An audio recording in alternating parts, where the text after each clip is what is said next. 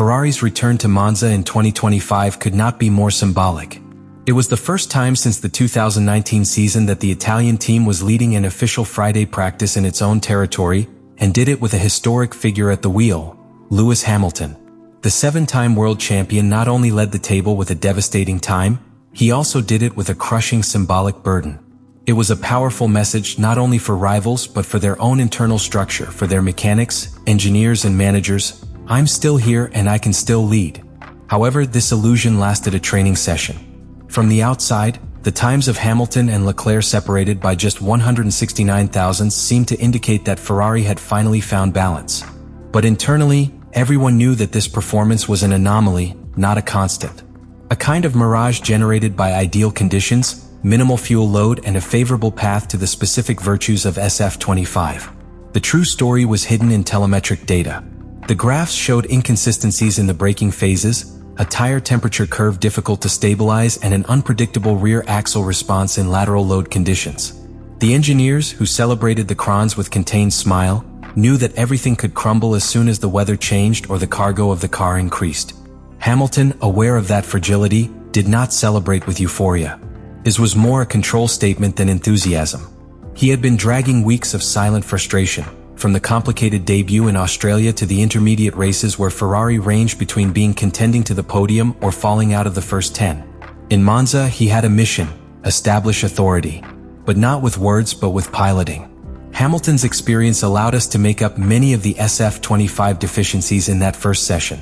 He used his knowledge of traction and low-speed curves to stabilize a car that, in less expert hands, would have been ungovernable. His driving style, focused on soft mass transfer and the anticipated use of torque's peaks, contrasted with a Leclerc that still seemed to fight against the reactions of the car. The most revealing, however, was that this action occurred in a context in which Ferrari could no longer afford errors.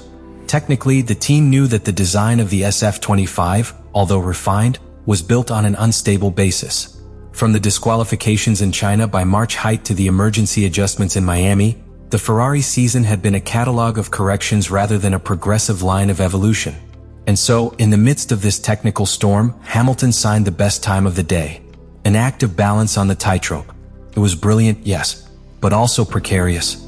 Because as he had said days before, we are playing to find performance in a window that almost does not exist.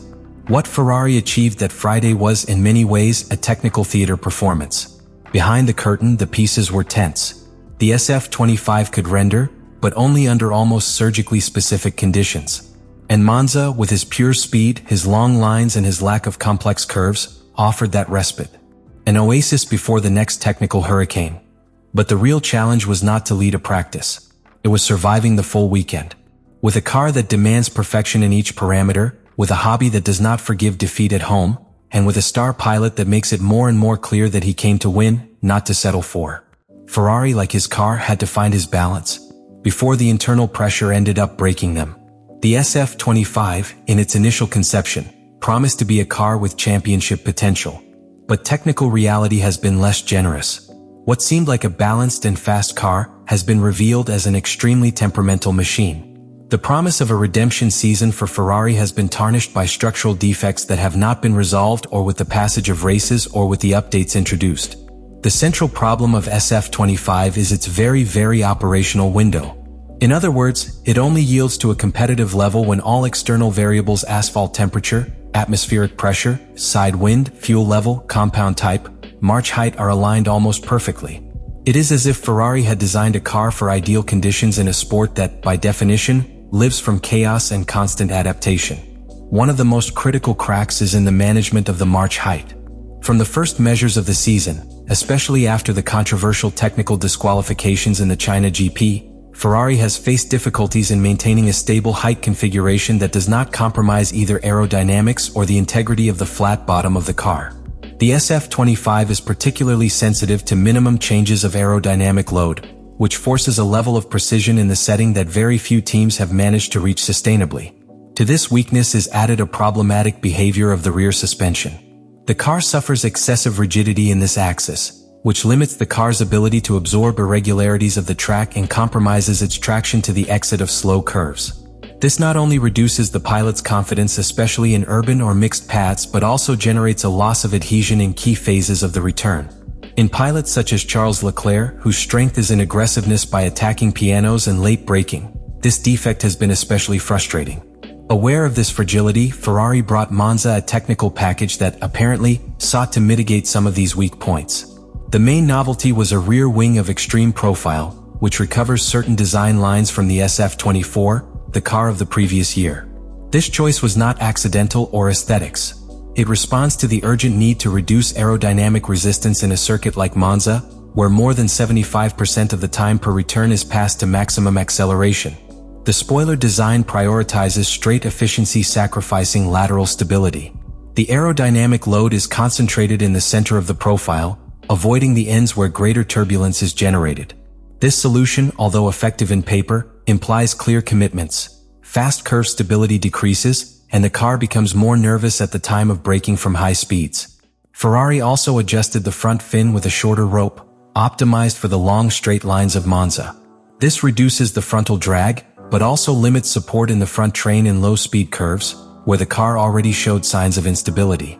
And although these decisions were justified from a specific configuration logic for a layout like Monza, they show a worrying reality. Ferrari has failed to create a versatile car.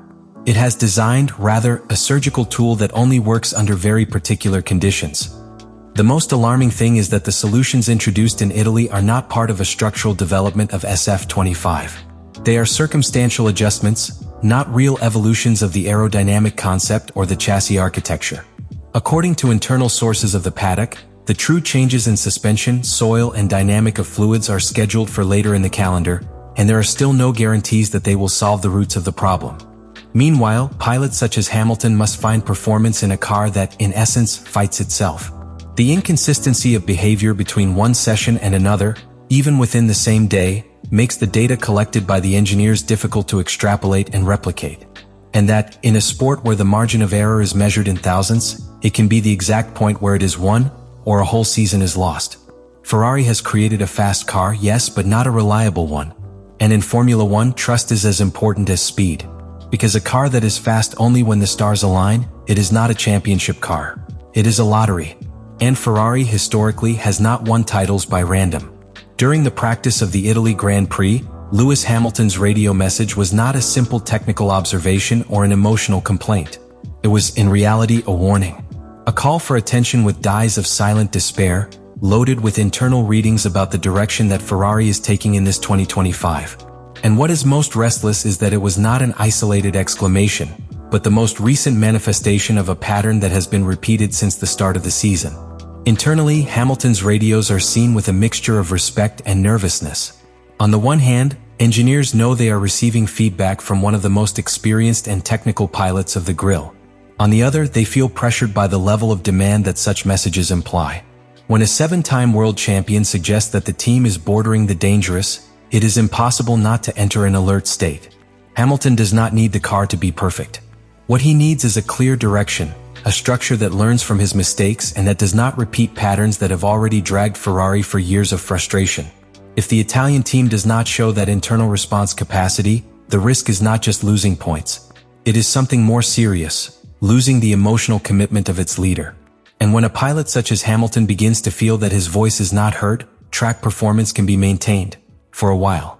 But the connection is broken. Motivation erodes. And, eventually, that project that seemed epic in the presentation of the contract becomes another chapter of institutional disappointment.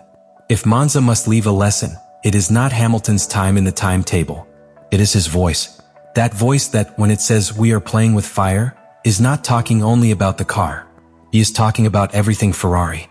What we have analyzed in this video is not just a training session or a simple radio conversation. It is the reflection of a decisive moment in Ferrari's recent history. A legendary pilot, a talented but broken car, a team in search of his identity.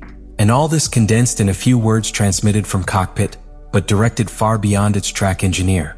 Here it is not simply to know if Ferrari will be competitive this weekend. This is something much bigger. Will Ferrari be able to leave his ghosts behind?